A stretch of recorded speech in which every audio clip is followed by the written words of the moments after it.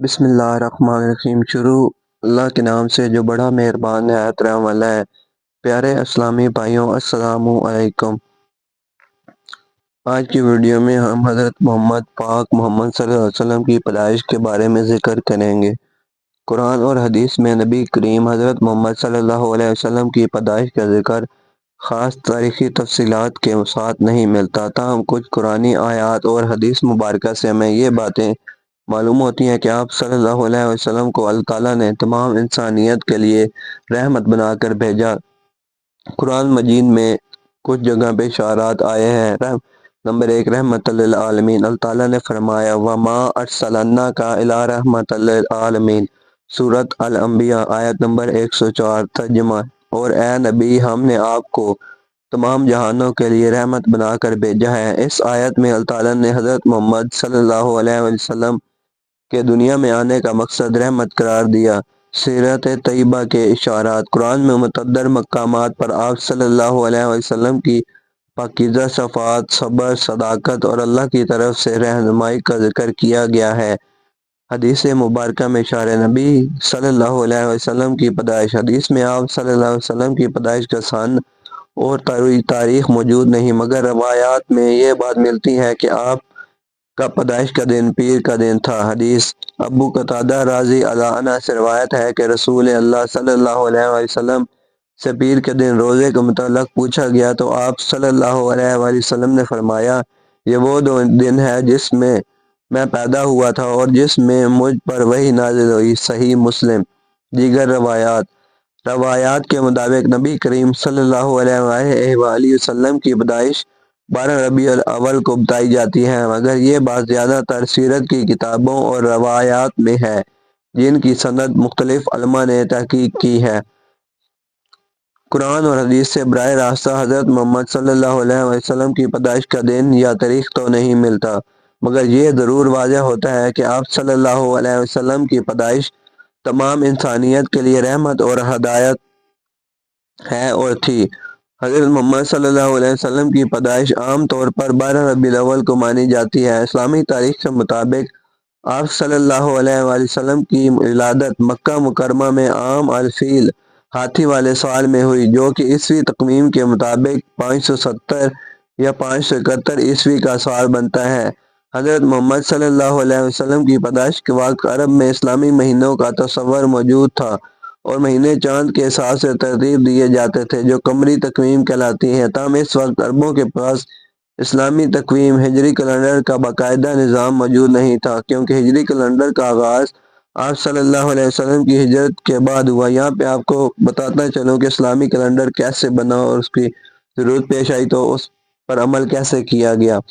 عرب میں موجود مہینے وہی تھے جو آج اسلامی تقویم میں ہیں، یعنی محرم، صفر، ربیع الاول، ربیع الثانی، جمادی الاول، جمادی الثانی، رجب، شعبان، رمضان، شوال، ذی القعدہ، ذی الحج۔ اس زمانے میں ان مہینوں کا استعمال تو ہوتا تھا، لیکن ان کا شمار کسی خاص سال یا آیت کے تحت نہیں کیا جاتا تھا۔ عام الفیل عربی زبان میں ہاتھی والا سال کے معنی استعمال ہوتا ہے۔ یہ وہ سال ہے جب یمن کے حکمران ابرہ نے ایک بڑا لشکر لے کر خانہ کعبہ کو تباہ کرنے کی کوشش کی تھی۔ اس لشکر میں ہاتھی بھی شامل تھے، جو عرب میں جنگ میں استعمال ہونے والے عام جانور نہیں تھے، اس لیے یہ واقعہ خاص طور پر ہاتھی والے سال کے نام سے مشہور ہوا۔ اس واقعے کا ذکر قرآن مجید کی سورۃ الفیل میں بھی آیا ہے، جس میں بیان کیا گیا ہے کہ اللہ تعالیٰ نے اس لشکر پر ابابیل پرندے بھیجے جو کنکریاں لے کر آئے اور ابرہ کے لشکر کو ہلاک کر دیا۔ یہ واقعہ نبی کریم حضرت محمد صلی اللہ علیہ وسلم کی ولادت سے کچھ عرصہ قبل پیش آیا، اسی لیے آپ صلی اللہ علیہ وسلم کی پیدائش کے سال کو عام الفیل کے نام سے یاد کیا جاتا ہے۔ علماء کے مطابق حضرت محمد صلی اللہ علیہ وسلم کی ولادت عام الفیل کے واقعے کے تقریباً 50 سے 55 یا 45 دن بعد ہوئی۔ عام الفیل کا واقعہ مکہ مکرمہ میں محرم یا صفر کے مہینے میں پیش آیا اور روایت کے مطابق رسول اللہ صلی اللہ علیہ وسلم کی ولادت ربیع الاول کے مہینے میں ہوئی۔ اس طرح زیادہ تر علماء کا اتفاق ہے کہ آپ صلی اللہ علیہ وسلم کی ولادت عام الفیل کے چند ہفتے بعد ہوئی۔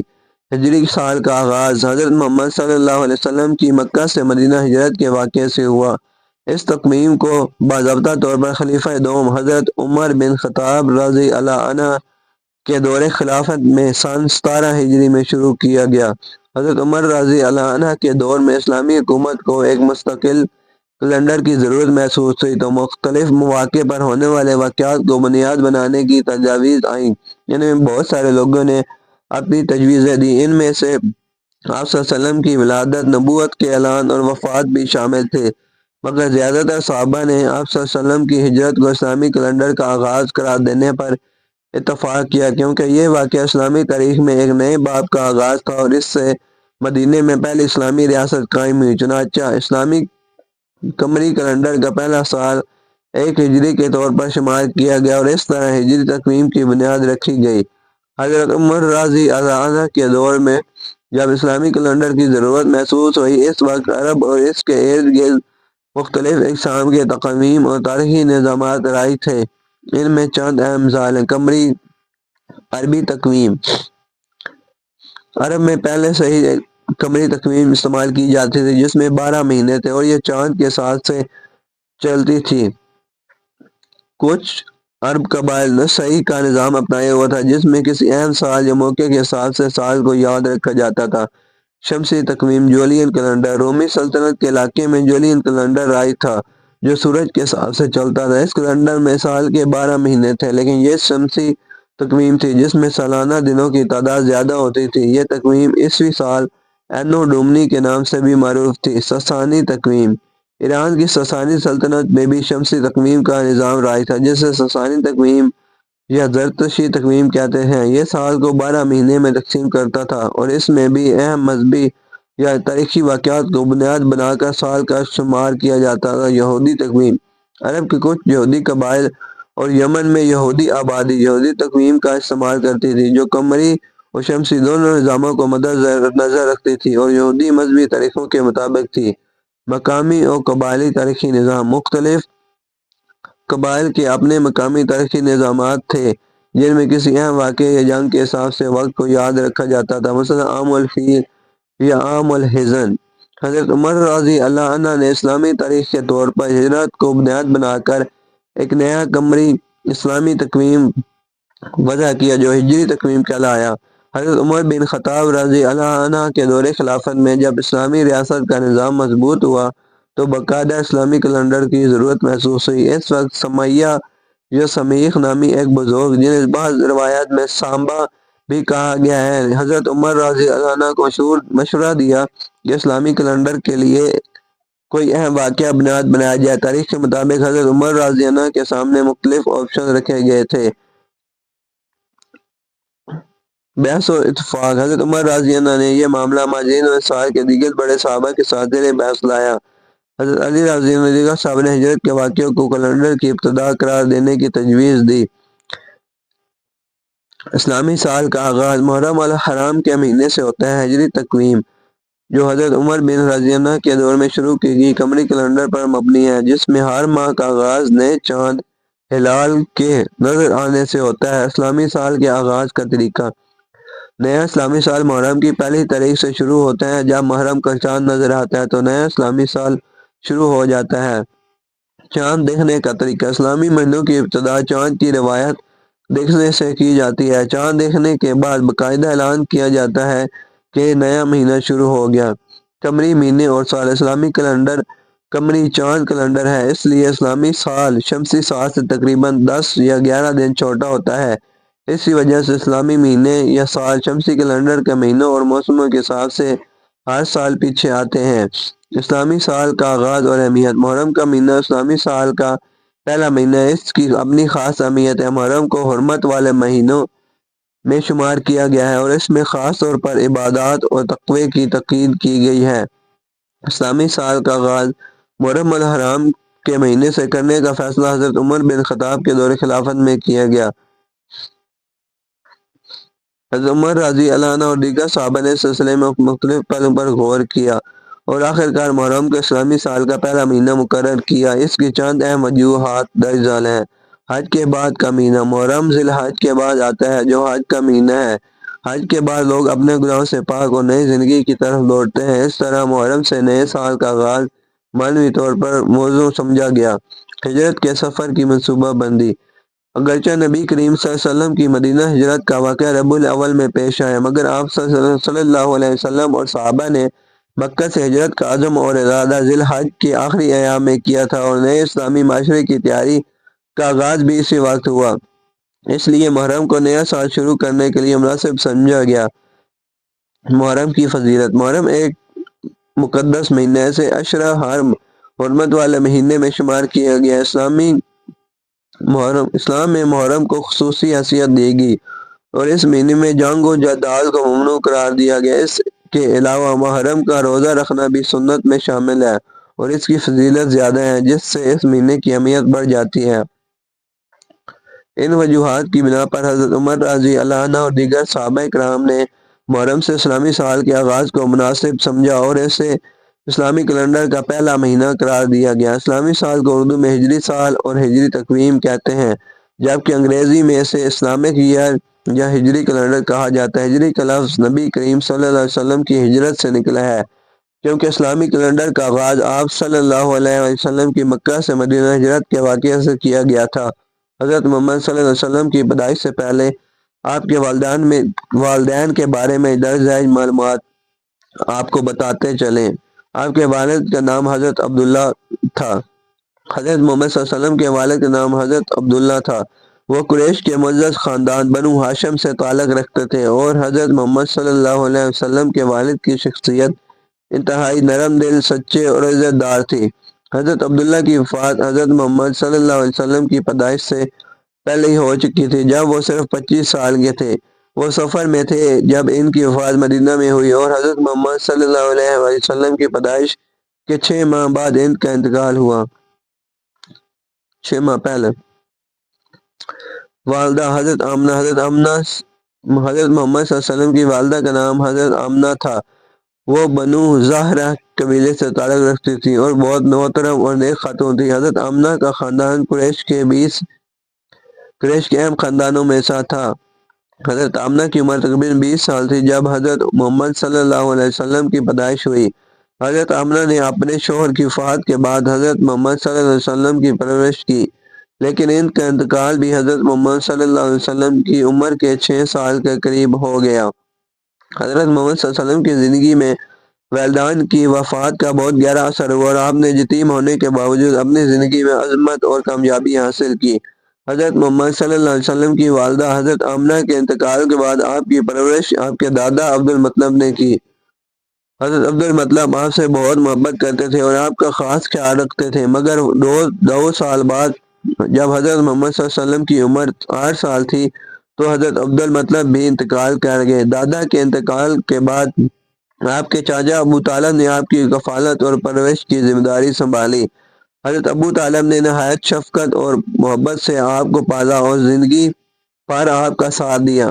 انہوں نے آپ کو ہمیشہ ہر طرح کی حفاظت اور مدد فراہم کی اور آپ کو ہر مشکل وقت میں سپورٹ کیا۔ حضرت محمد صلی اللہ علیہ وسلم کی پیدائش کی رات کئی معجزات اور غیر معمولی واقعات پیش آئے، جنہیں روایات میں بیان کیا گیا۔ اسلامی تاریخ میں ان واقعات کو اللہ تعالیٰ کی جانب سے ایک اشارہ اور عظیم خوشخبری سمجھا گیا۔ ان میں سے میں آپ کے ساتھ کچھ کا ذکر کرتا جاتا ہوں۔ ایوان کسر کا ہلنا۔ ایران کے بادشاہ کسرا کے محل کے بڑے بڑے ستون ٹوٹ کر گر گئے اور یہ ایک غیر معمولی واقعہ تھا اور یہ سمجھا گیا کہ یہ ایک بڑی تبدیلی آنے والی ہے۔ آتش کدہ فارسی کا بجھ جانا۔ ایران میں آتش پرستوں کا آتش کدہ جو 1000 سال سے جل رہا تھا وہ ایک دم بجھ گیا۔ یہ واقعہ آتش پرستی کے خاتمے کی نشانی سمجھی گئی۔ بحیرہ ساوا کا خشک ہو جانا۔ بحیرہ ساوا جھیل جو ایک مشہور جھیل تھی اچانک خشک ہو گئی۔ یہ بھی لوگوں کے لیے حیرانی کا سبب بنا اور آنے والے پیغمبر کی آمد کی علامت سمجھا گیا، اور ایک اور جھیل جو اس کے مقابلے میں بند پڑی تھی وہ کھل گئی اور اس میں ایک وقت کے لیے پانی چلنا شروع ہو گیا۔ آسمانوں پر روشنی۔ روایات کے مطابق حضرت محمد صلی اللہ علیہ وسلم کی پیدائش کے بعد خاص نور پوری زمین پر چھا گیا اور اس نور کی وجہ سے مشرق اور مغرب تک روشنی پھیل گئی اور دنیا میں امن اور خوشی کی لہر دوڑ گئی۔ شیطانوں کی آمد و رفت کا بند ہونا۔ بعض روایات میں ذکر ہے کہ حضرت محمد صلی اللہ علیہ وسلم کی پیدائش کے ساتھ ہی شیطانوں کی آسمان پر آمد و رفت کو محدود کر دیا گیا اور انہیں آسمان کے قریب جانے سے روک دیا گیا۔ یہ تمام واقعات حضرت محمد صلی اللہ علیہ وسلم کی نبوت اور ان کی عظمت کی نشانیاں سمجھے گئے، اور ان سے ظاہر ہوتا ہے کہ دنیا میں ایک عظیم پیغمبر کی آمد ہونے والی تھی جو حق کا پیغام لے کر آئیں گے۔ حضرت محمد صلی اللہ علیہ وسلم کی پیدائش کے وقت بادشاہوں کے محلات بتوں کے ساتھ کچھ غیر معمولی واقعات پیش آئے جنہیں اللہ تعالیٰ کی طرف سے نشانیاں سمجھایا گیا۔ ان واقعات کا مختصر بیان کیا گیا ہے۔ ایمان کا کسرا سنوک گنران کے بادشاہ کسرا کے محل میں ایک شدید زلزلہ آیا جس میں محل کے 14 بڑے بڑے ستون گر گئے۔ یہ واقعہ لوگوں کے لیے ایک بڑی نشانی تھی۔ اس کا مطلب یہ سمجھا گیا کہ فارس ایران کی سلطنت کی طاقت اور بادشاہت کمزور ہو جائے گی۔ کچھ روایات میں کہا گیا کہ یہ واقعہ حضرت محمد صلی اللہ علیہ وسلم کی آمد کے ساتھ ایک عظیم تبدیلی کا اشارہ تھا۔ عرب کے بتوں کا گر جانا۔ عرب میں بہت سے بت خانے تھے جہاں لوگ بتوں کی پوجا کیا کرتے تھے۔ حضرت محمد صلی اللہ علیہ وسلم کی ولادت کی رات کئی بت خانوں میں بت خود بخود گر گئے۔ خانہ کعبہ میں بھی کئی بت تھے اور روایات کے مطابق کچھ بت وہاں بھی گر پڑے۔ یہ واقعہ اس بات کی علامت تھا کہ حق کا پیغام آنے والا ہے اور بت پرستی کا خاتمہ قریب ہے۔ یہ واقعات حضرت محمد صلی اللہ علیہ وسلم کی نبوت کی عظمت اور اللہ تعالیٰ کی قدرت کے اشارے سمجھے گئے۔ ان واقعات کو لوگوں کے دلوں میں حق بسانے اور انہیں ایک پیغام دینے کے طور پر دیکھا گیا کہ اللہ کے آخری نبی دنیا میں تشریف لا چکے ہیں اور دنیا ایک نئے عہد کی طرف بڑھ رہی ہے۔ حضرت محمد صلی اللہ علیہ وسلم کی پیدائش کے وقت دنیا میں کئی مختلف مذاہب اور علم والے موجود تھے جن میں یہودیت، عیسائیت، مجوسیت اور دیگر ادیان کے پیروکار شامل تھے۔ ان علماء والوں میں سے اکثر کو اپنی مقدس کتابوں میں نبی آخر الزمان کی آمد کی خبر دی گئی تھی، مگر اکثر نے اس نشانی کو پہچاننے کو کوتاہی کی۔ یہودی اور عیسائی علماء تورات اور انجیل میں نبی آخر الزمان کے آنے کی پیشن گوئیاں موجود تھی۔ یہودی اور عیسائی علماء ان نشانیوں سے واقف تھے۔ کچھ علماء نے ان پیشن گوئیوں کو پہچانا اور نبی کریم صلی اللہ علیہ وسلم پر ایمان لائے، جیسے حضرت سلمان فارسی اور حضرت ورقہ بن نوفل، لیکن بیشتر یہود اور نصاری علماء نے حسد یا بغض کی وجہ سے نبی کریم صلی اللہ علیہ وسلم کی نبوت کا انکار کیا۔ دیگر مذاہب کے علماء اس وقت فارسی اور ہند میں بھی مختلف مذاہب کے علماء اور پجاری موجود تھے جسے مجوسیت کے پیروکار۔ ان مذاہب کے لوگوں نے نبی آخر الزمان کی آمد کے آثار محسوس کیے، جسے کسرا کے محل میں زلزلہ، فارس کے آتش کدہ کا بجھ جانا، بتوں کا گرنا، مگر ان میں سے اکثر لوگ ایمان نہیں لائے۔ قریش اور عرب کے علماء۔ عرب میں بھی کچھ لوگوں کو معلوم تھا کہ نبی آخر الزمان کا ظہور ہونے والا۔ یہود اور نصاری کے علماء عرب کے لوگوں کو بھی اس بات سے آگاہ کرتے تھے۔ قریش کے کچھ افراد نے اس نشانی کو پہچاننے کے باوجود اسلام قبول کرنے سے انکار کیا۔ جب حضرت ابوبکر صدیق، حضرت علی اور دیگر لوگ ایمان لے آئے، حضرت محمد صلی اللہ علیہ وسلم کی بعثت نے دنیا کو ایک نئی روشنی اور ہدایت فراہم کی۔ اس وقت کے اکثر علماء نے آپ کی نبوت کو پہچاننے کے باوجود آپ اپنے مفادات کی خاطر اسے قبول نہیں کیا۔ حضرت محمد صلی اللہ علیہ وسلم کی ولادت کے وقت مکہ مکرمہ اور اس کے ارد گرد کچھ غیر معمولی واقعات اور نشانیاں ظاہر ہوئیں جنہیں اہل تاریخ نے بطور برکت اور نبوت کی نشانی کے طور پر بیان کیا۔ روایات کے مطابق کچھ واقعات میں آپ کو بتاتا چلوں۔ نور کا ظہور۔ حضرت محمد صلی اللہ علیہ وسلم کی والدہ حضرت آمنہ نے بیان کیا کہ آپ کی ولادت کے وقت ایک نور ظاہر ہوا جو مکہ سے شام تک پھیل گیا۔ اس نور کی چمک سے دنیا روشن ہو گئی اور یہ نور حضرت محمد صلی اللہ علیہ وسلم کی آمد کا پیغام تھا اور اس بات کی نشانی کہ آپ حق اور روشنی لے کر آئے ہیں۔ یہ واقعات حضرت محمد صلی اللہ علیہ وسلم کی آمد کی عظیم شان اہمیت کو ظاہر کرتے ہیں۔ ان نشانیوں کو دنیا کی تبدیلی اور نبی کریم صلی اللہ علیہ وسلم کی نبوت کی تصدیق کے طور پر دیکھا گیا ہے۔ حضرت محمد صلی اللہ علیہ وسلم کی ولادت کے وقت آسمان پر بھی کچھ غیر معمولی واقعات رونما ہوئے۔ روایت میں آتا ہے کہ ستاروں کی حرکت میں تبدیلی اور کچھ ستاروں کا ٹوٹنا لوگوں کے لیے حیرت اور بات چیت کا باعث بنا۔ یہ تبدیلیاں اور آسمانی واقعات اس بات کی نشانی سمجھے گئے کہ کوئی عظیم شخصیت دنیا میں آئے ہیں۔ عرب اور دیگر علاقوں کے لوگ اس بات پر حیران تھے کہ آسمانوں پر یہ تبدیلیاں کیوں ہو رہی ہیں۔ کچھ روایات میں ذکر ملتا ہے کہ جادوگر اور کاہن بھی اس وقت پریشان تھے کیونکہ ان کے عطیات، علمیات اور پیشن گوئیاں متاثر ہو گئی تھی۔ جنات اور شیطان کو آسمان سے خبریں لانے میں مشکل ہونے لگی جو پہلے ان کے لیے آسان تھا۔ ستاروں کے ٹوٹنے والا کام۔ اسلامی روایات کے مطابق جب حضور صلی اللہ علیہ وسلم کی ولادت ہوئی تو شیاطین کو آسمان کی خبریں سننے سے روک دیا گیا اور ان پر آسمان کی طرف جانے کی ممانعت ہو گئی۔ اس ممانعت کے بعد شیطان پر شہاب ثاقب ٹوٹتے ہوئے ستارے پھینکنے جانے لگے۔ یہ آسمانی تبدیلیاں لوگوں کے لیے حیرت کا سبب تھی اور اس وقت کے علم والے لوگ نجومی اس پر گفتگو کرتے لوگوں کے درمیان یہ باتیں ہو رہی تھیں کہ یہ واقعات کسی عظیم ہستی کی آمد کی نشانیاں ہیں۔ کچھ لوگوں نے ان نشانیوں کو اپنی مقدس کتابوں میں بیان کی گئی پیشن گوئیوں کے ساتھ جوڑا۔ خاص طور پر یہود اور نصارے کے علماء کو معلوم تھا کہ نبی آخر زمان کی آمد کا وقت قریب ہے، اس لیے وہ ان واقعات کو اسی سے جوڑتے تھے۔ یہ سب واقعات اس بات کی علامت تھے کہ دنیا میں ایک عظیم ہستی یعنی حضرت محمد صلی اللہ علیہ وسلم کی آمد ہونے والی ہے جو روشنی، ہدایت اور حق کا پیغام لے کر آئیں گے۔ حضرت محمد صلی اللہ علیہ وسلم زمانۂ جاہلیت میں عربوں میں کہان ایسے افراد کو کہا جاتا ہے جو دعویٰ کرتے تھے کہ ان کے پاس غیب کی خبریں ہیں اور وہ لوگوں کی قسمت بتا سکتے ہیں۔ کہان عام طور پر جادوگر، عامل، پیشن گوئی کرنے والے ہوتے تھے۔ ان کا عرب معاشرے میں ایک خاص مقام تھا۔ ان کے بارے میں سمجھا جاتا تھا کہ وہ جنات یا غیر مرئی قوتوں کے ذریعے غیب کی خبریں جانتے ہیں اور اسی بنیاد پر لوگ ان سے مشورے لیتے تھے۔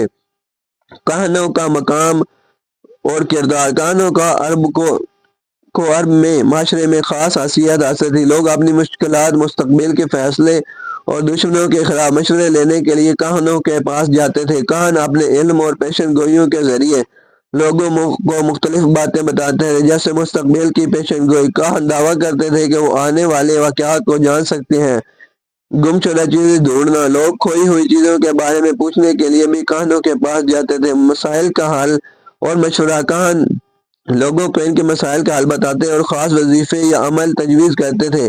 کاہنوں کا غیب کی خبریں جاننے کا دعویٰ۔ کہان دعویٰ کرتے تھے کہ وہ جنات یا شیاطین سے مدد لے کر غیب کی خبریں جانتے ہیں۔ اسی زمانے میں جنات آسمان سے خبریں سننے کی کوشش کرتے اور پھر ان خبروں کو کہانوں تک پہنچاتے تھے۔ کہان اس کے ذریعے لوگوں کو اپنی باتوں پر یقین دلاتے اور ان معاشرے میں اثر و رسوخ بڑھتا جاتا تھا۔ اسلام آنے کے بعد کہانوں کا کیا حال ہوا تھا؟ جب حضرت محمد صلی اللہ علیہ وسلم کی نبوت کا ظہور ہوا تو کاہنوں کا اثر کم ہونا شروع ہو گیا اور قرآن نے واضح کیا کہ غیب کا علم صرف اللہ کے پاس ہے، اللہ کے سوا کوئی عبادت کے لائق نہیں، اور کاہنوں کے دعوے جھوٹ اور دھوکے ہیں۔ اس کے علاوہ جب نبی کریم صلی اللہ علیہ وسلم کی بعثت ہوئی تو جنات پر آسمان کی خبریں سننے کی پابندی لگا دی گئی اور ان پر شہاب ثاقب ٹوٹتے ستارے پھینکے جانے لگے۔ اس وجہ سے کاہنوں کا آسمان سے خبریں لینا مشکل ہو گیا۔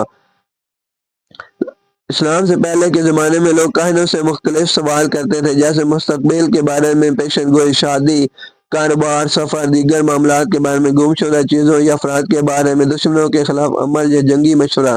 لیکن اسلام کی روشنی میں کاہنوں کے دعوے باطل ثابت ہوئے اور لوگوں کو یہ بات سمجھ گئی کہ غیب کا علم اللہ کے علاوہ کسی کو نہیں ہے۔ اسلام کے آنے کے بعد کاہنوں کا رواج اور اثر و رسوخ ختم ہونا شروع ہو گیا اور لوگوں کو توحید اور سچائی کی طرف بلایا گیا۔ حضرت محمد صلی اللہ علیہ وسلم کی ولادت کے دن شیطان اور اس کے چیلے بڑی بے چینی اور خوف میں مبتلا ہو گئے تھے۔ اسلامی روایات میں بیان کیا گیا کہ شیطان نے آسمان پر کچھ غیر معمولی واقعات دیکھے اور جنات اور شیطان کو خبر ملی کہ دنیا میں کچھ بہت بڑا واقعہ رونما ہو چکا ہے۔ اس کے نتیجے میں شیطان کو اندازہ ہو گیا کہ ایک عظیم نبی کی آمد ہوئی ہے جس کا ظہور پوری دنیا پر اثر ڈالے گا اور اس کی بدی کا اثر کم ہو جائے گا۔ شیطان کی بے چینی اور خوف۔ حضرت محمد صلی اللہ علیہ وسلم کی ولادت کے موقع پر شیطان نے دیکھا کہ جنات پر آسمان کی خبریں سننے پر پابندی لگ گئی ہے اور آسمان پر سخت پہرے ہیں۔ شیطان پر شہاب ثاقب ٹوٹتے ہوئے ستارے پھینکے جانے لگے تاکہ وہ آسمانی خبروں کو نہ سن سکے۔ اس صورتحال نے شیطان اور اس کے چیلوں کو حیرت اور بے چینی میں مبتلا کر دیا۔ شیطان نے اپنے چیلوں کو بھیجا۔ مختلف روایت کے مطابق شیطان نے اپنے چیلوں کو دنیا کے مختلف حصوں میں یہ معلوم کرنے کے لیے بھیجا کہ یہ غیر معمولی واقعات کیوں ہو رہے ہیں، ان کی وجہ کیا ہے۔ شیطان کو مختلف علاقوں میں بھیجا گیا تاکہ وہ معلوم کریں کہ وہ کون سا واقعہ پیش آیا جو ان کی طاقت کو کمزور کر رہا ہے۔ مکہ اور عرب کے علاوہ شیطان کے چیلوں نے خاص طور پر عرب اور مکہ کے علاقوں کی طرف توجہ دی۔ کیونکہ وہاں پر یہ واقعات نمایاں طور پر محسوس کیے جا رہے تھے۔ عالمی سطح پر تحقیق شیطان کو مختلف مذہبی اور مقدس مقامات پر بھیجا گیا تاکہ کسی بھی بڑی تبدیلی سراغ لگایا جا سکے۔ جب شیطان یہ معلوم نہ کر سکے کہ اصل واقعہ کیا ہے تو شیطان نے خود تحقیق کی اور معلوم کیا کہ حضرت محمد صلی اللہ علیہ وسلم کی ولادت ہوئی۔ اس بات کا پتہ چلنے پر شیطان شدید غصے اور مایوسی میں تبدیل ہو گیا، کیونکہ اسے اندازہ ہو گیا تھا کہ یہ نبی دنیا میں حق، توحید، سچائی اور ہدایت کا پیغام لے کر آئے ہیں، اور اس سے شیطان کے اثر و رسوخ پر بہت بڑا دھچکا لگے گا۔ اس نے جان لیا کہ اب انسانیت کو ایک ایسی روشنی اور رہنمائی مل چکی ہے جو شیطانی سازشوں کو ناکام بنائے گی۔ یہی وجہ ہے کہ حضرت محمد صلی اللہ علیہ وسلم کی بعثت کے بعد شیطان کی مایوسی اور بے چینی بڑھ گئی، اور اس نے اپنی پوری کوشش کی کہ لوگوں کو حق سے دور رکھ سکے، لیکن اللہ تعالیٰ نے قرآن اور نبوت کے ذریعے انسانوں کو شیطان فریب سے محفوظ رکھنے کے لیے ہدایت کی راہ متعین کر دی تھی۔ حضرت محمد صلی اللہ علیہ وسلم کی ولادت کے وقت شیطان اور اس کے چیلے دنیا کے مختلف حصوں میں اس بات کا پتہ لگانے کے لیے گئے کہ یہ غیر معمولی واقعات کیوں ہو رہے ہیں۔ اسلامی روایات میں اس کا تفصیلی ذکر موجود نہیں، مگر کچھ روایات اور حدیث سے اندازہ ہوتا ہے کہ شیطان نے اپنے چیلوں کو دنیا کے مختلف مقامات پر اس واقعے کی وجہ سے جاننے کے لیے بھیجا۔ شیطان نے اپنے چیلوں کو مختلف جگہوں پر بھیجا، یعنی پوری دنیا میں بھیجا، تاکہ وہ اپنے ان حالات کے بارے میں معلوم کر سکیں۔ شیطان نے خاص طور پر عرب کے علاقے پر توجہ دی، کیونکہ حضرت محمد صلی اللہ علیہ وسلم عرب کے شہر مکہ میں پیدا ہوئے تھے۔ مکہ مکرمہ اور اس کے ارد گرد کے علاقے میں چیلے یہ جاننے کی کوشش کر رہے تھے کہ کیا کوئی نبی ظاہر ہوا ہے۔ روایت کے مطابق شیطان کے چیلے آسمان کی خبریں سننے کی کوشش بھی کرتے تھے۔ پہلے جنات شیاطین آسمانوں کی طرف جاتے اور وہاں سے سن کر غیب کی خبریں لاتے، مگر رسول اللہ صلی اللہ علیہ وسلم کی خبریں لاتے مگر رسول اللہ صلی اللہ علیہ وسلم کی پیدائش کے بعد آسمان پر سخت پہرا لگا دی گیا، اور جنات شیطان سے شہاب ساق کے ٹوٹتے ہوئے ستارے پھینکے جانے لگے۔ اس وجہ سے شیطان اور اس کے چیلے حیرت میں مبتلا ہو گئے۔ یہ سب تبدیلیاں ہو رہی تھیں۔ ایران اور روم کے علاقے اس وقت دنیا کے بڑے مراکز تھے، اور وہاں کے بادشاہوں اور مذہبی شخصیات پر بھی شیطان نے اپنی توجہ مرکوز کی تاکہ وہاں ہونے والی کوئی غیر معمولی تبدیلیاں کا سراغ مل سکے۔ ایران میں آتش کدے کا بجھ جانا، کسرہ کے محل 14 کنگروں کا گرنا بھی انہی غیر معمولی واقعات کو شیطان کی توجہ کا مرکز بنی۔ مقدس مقامات اور عبادات گاہیں، شیطان کے چیلے مختلف مذہب کی عبادت گاہوں میں بھی گئے تاکہ اسی مذہب میں بھی پیشوا یا عالم سے یہ معلوم ہو سکے کہ یہ واقعات کیوں ہو رہے ہیں، جیسے یہود و نصاری کے علماء جنہیں نبی آخر زمان کی آمد کی خبر دی گئی تھی۔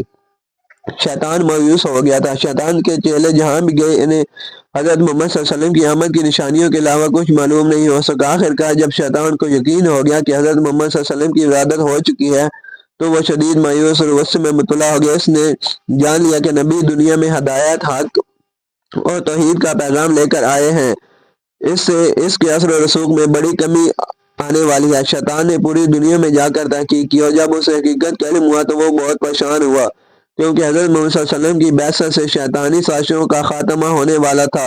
ان کی آمد نے انسانیت کو ایک نئی راہ دکھائی جس میں شیطان کا فریب کمزور پڑ گیا۔ روایت میں ایک واقعہ ملتا ہے کہ جس میں ذکر ہے کہ شیطان نے حضرت جبرائیل علیہ السلام سے حضرت محمد صلی اللہ علیہ وسلم کی ولادت کے وقت کچھ پوچھا تھا۔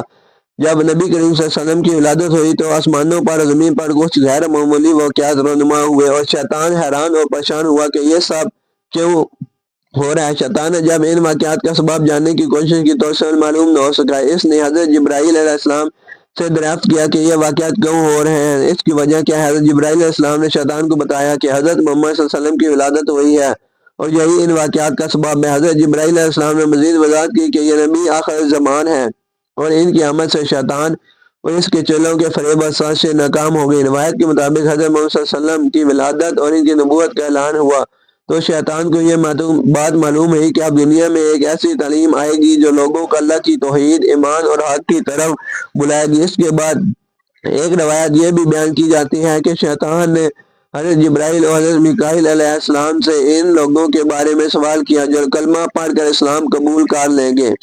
روایت کے مطابق شیطان نے حضرت جبرائیل یا حضرت میکائیل علیہ السلام سے پوچھا کہ اگر کوئی انسان لا الہ الا اللہ محمد رسول اللہ صلی اللہ علیہ وسلم پڑھ کر ایمان لے آئے اور اس کلمے کو دل سے قبول کر لے تو اس کا کیا مقام ہوگا۔ اس سوال میں شیطان کا مقصد یہ جاننا تھا کہ کیا اس کلمے کے ذریعے لوگوں کو کوئی ایسی طاقت ملے گی جو اس کے فریب اور وسوسوں سے انہیں محفوظ رکھے گا۔ حضرت جبرائیل علیہ السلام یا حضرت میکائیل علیہ السلام نے جواب دیا کہ جو شخص سچے دل سے کلمہ طیبہ پڑھ کر اللہ اور اس کے رسول اللہ کریم صلی اللہ علیہ محمد مصطفیٰ صلی اللہ علیہ وسلم پر ایمان لائے گا تو اللہ تعالیٰ اس کے تمام گناہ معاف فرما دے گا اور اسے جنت میں داخل کرے گا۔ مزید یہ بھی وضاحت کی گئی کہ ایمان اور توحید کا راستہ اختیار کرنے والوں پر شیطان کا اثر کمزور پڑ جائے گا اور وہ شیطان کی گمراہی اور وسوسوں سے محفوظ رہیں گے۔ یہ سن کر شیطان بہت زیادہ مایوس اور غصہ ہوا، کیونکہ اس نے جان لیا کہ جو شخص اسلام قبول کر کے توحید کی راہ پر چل پڑے گا وہ اس کے فریب اور دھوکے سے بچ جائے گا۔ اس واقعے سے شیطان پر یہ بات واضح ہو گئی کہ حضرت محمد صلی اللہ علیہ وسلم کی بعثت اور کلمہ طیبہ کا پیغام اس کی شیطانی چالوں کو ناکام بنا دے گا۔ یہی وجہ ہے کہ شیطان نے لوگوں کو کلمہ طیبہ اور ایمان سے دور رکھنے کی پوری کوشش کی، کیونکہ وہ جانتا تھا کہ یہی راستہ انسانوں کو ہدایت کی طرف لے جائے گا اور انہیں اس کے فریب سے محفوظ رکھیں گے۔ حضرت محمد صلی اللہ علیہ وسلم کی والدہ محترمہ حضرت آمنہ بنت وہب نے آپ صلی اللہ علیہ وسلم کی ولادت کے حوالے سے کچھ غیر معمولی واقعات بیان کیے۔ یہی روایت کے مطابق حضرت آمنہ کو آپ صلی اللہ علیہ وسلم کی ولادت کے بعد کچھ خاص نشانیاں اور خواب دکھائے گئے۔ حضرت آمنہ فرماتی ہے، خواب میں بشارت ولادت سے پہلے حضرت آمنہ کو خواب میں بشارت دی گئی وہ ایک عظیم اور بابرکت بیٹے کو جنم دیں گے۔ یہ ان کے بچے کا نام محمد رکھا جائے گا، جو کہ عربوں میں غیر معروف نام تھا۔ اس خواب میں انہیں یہ بھی بتایا گیا کہ یہ بچہ سردار کائنات ہوگا۔ حضرت آمنہ نے بیان کیا کہ جب حضرت محمد صلی اللہ علیہ وسلم پیدا ہوئے تو ان کے جسم سے ایک نور نکلا جس نے شام کے معاملات کو روشن کر دیا۔ اس نور کے بارے میں کہا جاتا ہے کہ یہ اس حقیقت کی علامات تھا کہ نبی اکرم صلی اللہ علیہ وسلم دنیا کے کونے کونے میں ہدایت کا پیغام پہنچائیں گے اور توحید کی روشنی پھیلائیں گے۔ حضرت آمنہ نے یہ بھی ذکر کیا کہ نبی کریم صلی اللہ علیہ وسلم کی ولادت کے بعد کچھ غیر معمولی واقعات رونما ہوئے، جیسے فارس کے آتش کدہ کا بجھ جانا جو کئی 100 سال سے جل رہا تھا اور کسرا کے محل کے کنگروں کا گرنا۔ یہ واقعات اس بات کی نشانی تھے کہ ظلم و باطل کے نظام ختم ہونے والے ہیں اور ہاتھوں ہدایت کا نظام قائم ہونے والا ہے۔ حضرت آمنہ فرماتی ہے کہ ولادت کے وقت انہوں وہ عام درد یا تکلیف محسوس نہیں ہوئی جو عموماً عورتیں محسوس کرتی ہیں۔ یہ ان کے لیے ایک راحت اور سکون کا لمحہ تھا جس نے انہیں احساس دلایا کہ یہ بچہ غیر معمولی صفات کا حامل ہے۔ حضرت آمنہ کے ان بیانات سے پتہ چلتا ہے کہ حضرت محمد صلی اللہ علیہ وسلم کی آمد ایک خاص رحمت اور برکت کا ذریعہ تھی، اور آپ کی پیدائش کے بعد کئی علامات اور بشارتیں ظاہر ہوئیں جن سے یہ اندازہ لگایا جا سکتا ہے کہ آپ صلی اللہ علیہ وسلم کے عظیم نبی اور رسول ہیں۔ روایت کے مطابق جب حضرت محمد صلی اللہ علیہ وسلم کی ولادت ہوئی تو حضرت آمنہ کے ساتھ چند خواتین موجود تھیں جو ان کی مدد کر رہی تھیں۔ ان میں سے چند کا نام ہمیں معلوم ہے یا ہم ذکر کرتے ہیں۔ حضرت شفاء بنت عمرو، حضرت شفاء بنت عمرو جو حضرت عبد الرحمن بن عوف رضی اللہ عنہ کی والدہ تھی، اس وقت حضرت آمنہ کے پاس موجود تھی اور ان کی مدد کر رہی تھی۔ وہ نبی کریم صلی اللہ علیہ وسلم کی پیدائش کے بعد موجود تھی اور انہیں حضرت آمنہ کی دیکھ بھال کی۔ حضرت فاطمہ بنت عبداللہ، حضرت فاطمہ بنت عبداللہ کو بھی ان خواتین میں شمار کیا جاتا ہے جو حضرت آمنہ کے پاس موجود تھی۔ انہوں نے حضرت آمنہ کو ولادت کے وقت سہارا دیا اور اس خاص موقع پر مدد کی۔ حضرت حلیمہ سعدیہ کا واقعہ، حضرت محمد صلی اللہ علیہ وسلم کی پیدائش کے بعد حضرت حلیمہ کو آپ صلی اللہ علیہ وسلم کی پرورش اور رضاعیت کے مختلف منتخب کیا گیا۔ ولادت کے وقت حضرت حلیمہ سعدیہ موجود نہ تھی، لیکن آپ کی پیدائش کے کچھ عرصے بعد انہوں نے آپ کو دودھ پلایا اور پرورش کی۔ اس طرح وہ بھی آپ کی ابتدائی زندگی میں شامل رہیں۔ دیگر خاندانی عورتیں، عرب کے روایت کے طور پر ولادت کے وقت خاندان کی کچھ قریبی خواتین بھی موجود ہوتی تھیں جو ماں کی مدد کرتی تھیں، اگرچہ ان سب کے نام تفصیل اور روایات سے نہیں ملتے۔ حضرت آمنہ کی دیکھ بھال اور مدد کرنے والی ان خواتین نے نبی کریم صلی اللہ علیہ وسلم کی ولادت کے وقت ایک خصوصی موقع کو محسوس کیا، اور روایت میں آیا ہے کہ انہوں نے حضرت محمد صلی اللہ علیہ وسلم کی ولادت کے بعد کچھ غیر معمولی واقعات کو محسوس کیا جن سے اندازہ ہوتا ہے کہ یہ بچہ ایک عظیم مقصد کے لیے پیدا ہوا ہے۔ حضرت ابو طالب جو نبی کریم صلی اللہ علیہ وسلم کے چاچا اور سرپرست تھے نے آپ صلی اللہ علیہ وسلم کی ولادت اور ابتدائی زندگی کے حوالے سے بہت محبت اور شفقت و مظاہرہ کی۔ آپ صلی اللہ علیہ وسلم کے والد حضرت عبداللہ کی وفات کے بعد حضرت ابو طالب نے نبی کریم صلی اللہ علیہ وسلم کی پرورش اور حفاظت کی ذمہ داری بڑی خلوص نیت سے نبھائی۔ حضرت محمد صلی اللہ علیہ وسلم کی ولادت ہوئی تو حضرت ابو طالب کو معلوم ہوا کہ ان کے خاندان میں ایک عظیم شخصیت پیدا ہوئی۔ اگرچہ اس وقت نبی کریم صلی اللہ علیہ وسلم کی نبوت کا اعلان نہیں ہوا تھا، مگر حضرت ابو طالب نے آپ کے کردار اور شخصیت کو بچپن ہی سے توجہ اور محبت دی۔ حضرت ابو طالب نے حضرت محمد صلی اللہ علیہ وسلم کے ساتھ ہمیشہ محبت بھرا سلوک کیا اور آپ کی دیکھ بھال میں کوئی کسر نہ چھوڑی۔ یتیمی کی زندگی گزارنے والے نبی مصطفیٰ کریم صلی اللہ علیہ وسلم کو حضرت ابو طالب نے اپنے بچوں کی طرح بلکہ ان سے بھی زیادہ محبت دی۔ خاندانی فخر۔ حضرت ابو طالب کا اپنے بھتیجے کے بارے میں فخر تھا اور انہوں نے کئی مواقع پر یہ بات کہی کہ یہ بچہ غیر معمولی صفات کا حامل ہے۔ وہ آپ صلی اللہ علیہ وسلم کے اعلیٰ اخلاق اور پاکیزہ شخصیت کو دیکھ کر متاثر ہوتے تھے اور انہیں اندازہ ہوتا تھا کہ ان کا بھتیجا عام لوگوں سے مختلف ہے۔ نبوت کے اعلان پر حمایت۔ نبی کریم صلی اللہ علیہ وسلم نے نبوت کا اعلان کیا تو حضرت ابو طالب نے کھول کر آپ کا ساتھ دیا، حالانکہ وہ خود اسلام قبول نہیں کر سکے۔ انہوں نے قریش کے سرداروں کے دباؤ کے باوجود نبی کریم صلی اللہ علیہ وسلم کو اپنی حفاظت میں رکھا اور ان کے دشمنوں کے سامنے ڈٹ گئے۔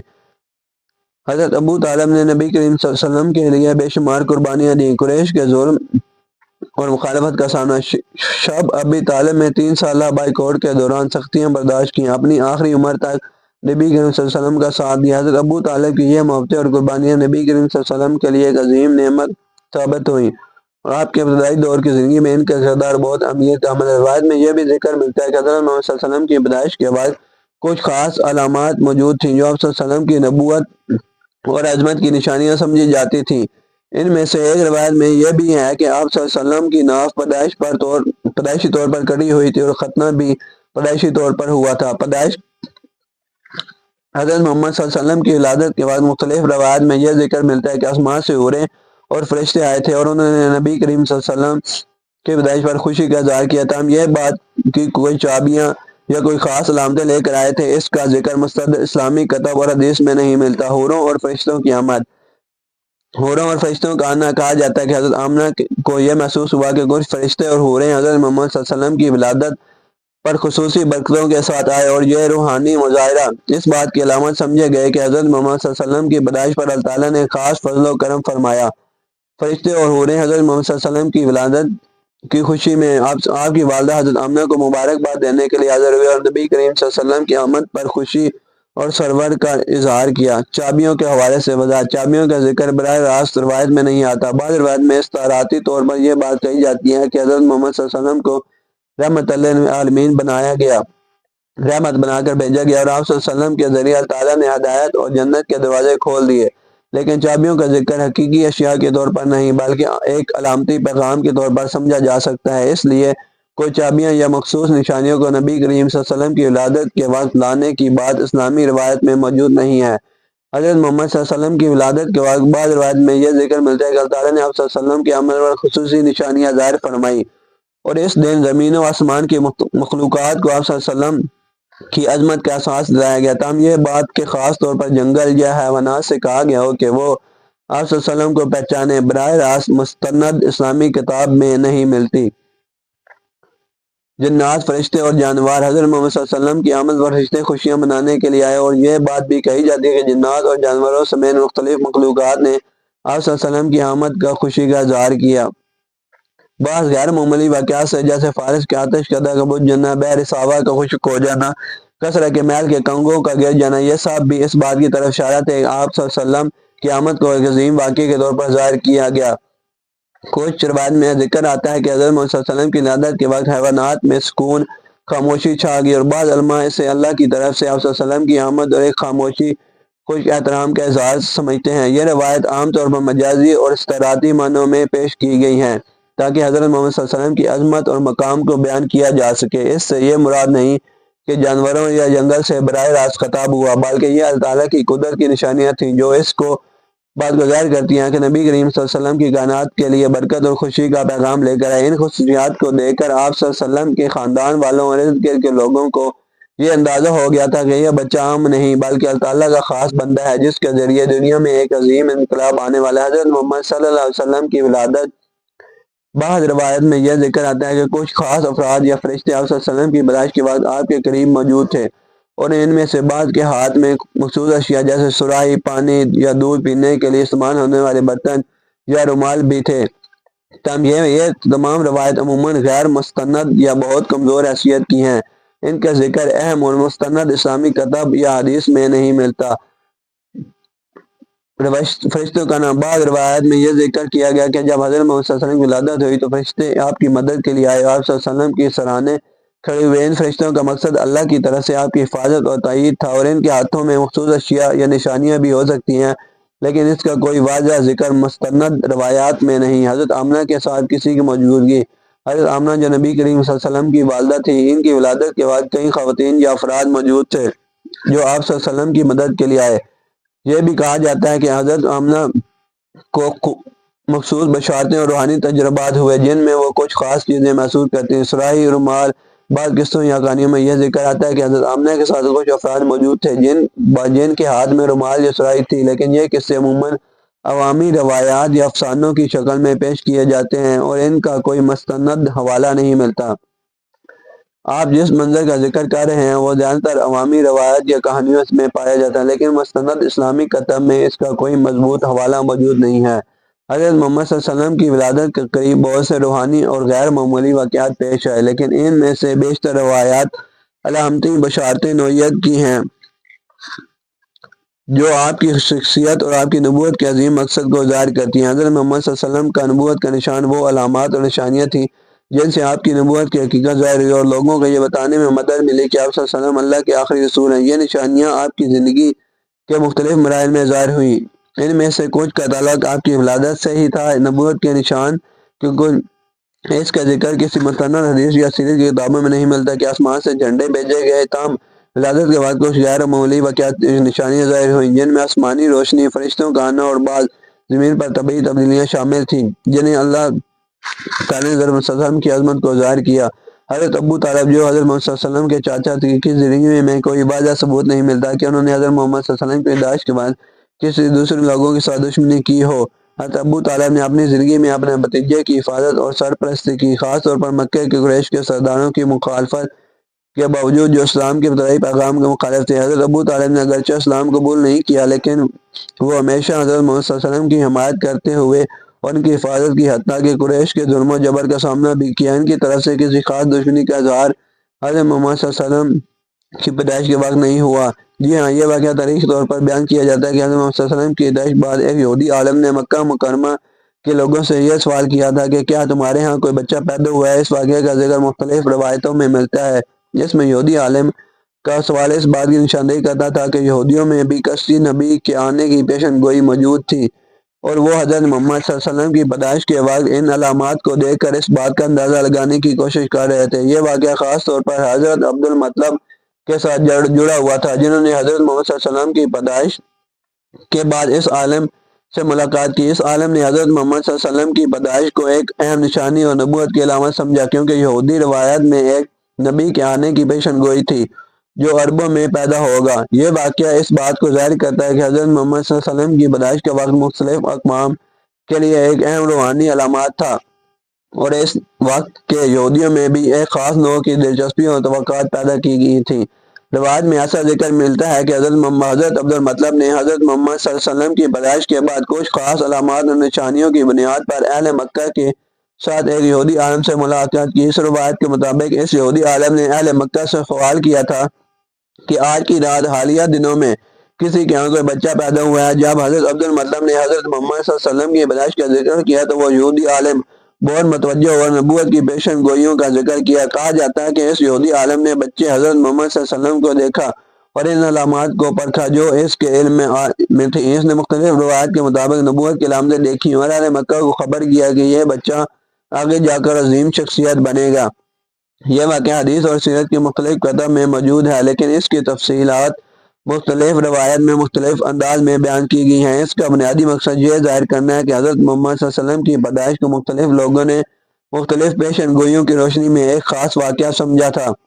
حضرت محمد صلی اللہ علیہ وسلم کی پیدائش اور نبوت کے بعد بنی اسرائیل میں نبوت ختم ہو گئی تھی۔ اسلامی عقیدے کے مطابق حضرت محمد صلی اللہ علیہ وسلم آخری نبی تھے اور ان کے بعد نبوت کا سلسلہ ختم کر دیا گیا۔ آپ کو خاتم نبی یعنی نبیوں کی مہر کہا گیا ہے، جس کا مطلب یہ ہے کہ ان کے بعد کوئی نبی نہیں آئے گا۔ یہودی عالم کے بارے میں روایت ہے کہ مختلف ذکر موجود ہیں۔ کہا جاتا ہے کہ کچھ یہودی علماء اور اہل کتاب حضرت محمد صلی اللہ علیہ وسلم کی آمد کی پیشن گوئیوں سے واقف تھے اور انہوں نے عرب میں کسی نبی کے آنے کی نشانیاں دیکھی تھیں۔ اس کے باوجود اکثر یہودی اور عیسائی علماء نے حضرت محمد صلی اللہ علیہ وسلم کی نبوت کو قبول نہیں کیا اور ان میں سے کئی نے انکار کر دیا، حالانکہ ان کے کتب میں نبی کے آنے کے حوالے سے اشارے ملتے تھے۔